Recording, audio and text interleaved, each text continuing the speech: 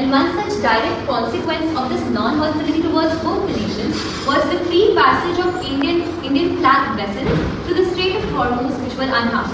Another point we must remember is the historical experience of India in the colonial rule, where we lost our own Indian human resource and economic resource in both World War I and World War II for the British Empire. It was in no way in benefit of India, and thus we have taken a lesson. And to this day, our foreign policy runs on the simple principle of that our own resources will not be wasted on fulfilling strategic necessities of other countries in their own interest. Yes, I agree with just number 40 that India is not choosing only one country. India is choosing its national interest. It is independent to take its own decisions. It is important to be a part of global politics.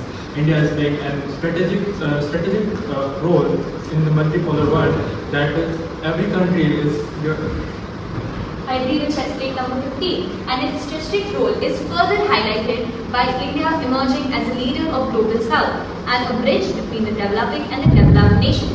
Historically, the global north countries, which are more developed, have ignored the national interests of the other developing nations. But in global platforms like G20 during our 2023 presidency, India put forward the national interests of such countries. I agree with Shastri number 40 that India acts as a voice of the South and the global South. India as a voice of the South, global South. It also highlighted the major issues like the development, finance system, and the other major issues on the global agenda. And it also highlighted and also brought African Union into the G20 presidency. I agree with just number 21. India and Russia have started partnership in 2010. India has long and important relationship India has long and important relationship with Russia, and India still uses Russian defense systems and energy, especially crude oil. And also India and Russia also work together on the project of BrahMos. I agree with chess plate number 29.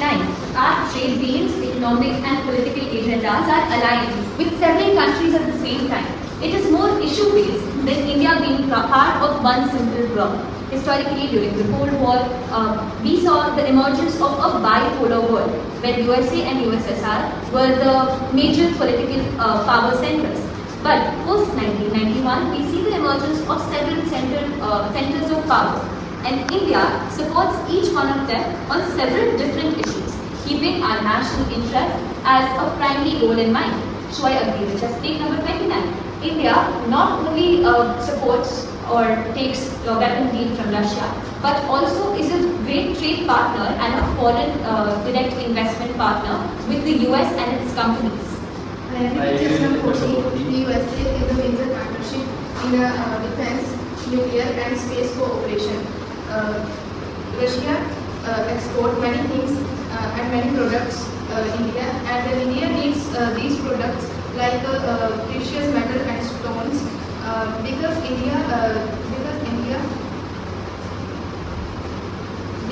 needs these products for economy. I agree with this number 22 as trade in India are so much. Now India is one of the manufacturing hub and it is manufacturing its own product and sending to the other world, which is developing the country India and increasing its. Another factor that further facilitates the trade relationship of India globally is its unique global youth dividend. We have one of the largest human resource assets, which when utilized in an efficient manner would render India into becoming a trade hub in several factors. Apart from that, the huge scope of defense research and development in India is further propelling our nation's interests into the global stage. Thus, a developing nation like India, with soft power, digital literacy, its media, and its youth effectively utilized, will certainly convert into a developed nation in the near future.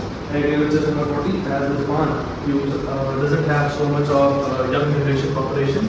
They have the child and the older ones, and they are in the declining phase, so they need the employees from the Indias or the young ones from the India, so that they can help, so that the young ones help India, help the Japan to increase and develop the Japan as they want.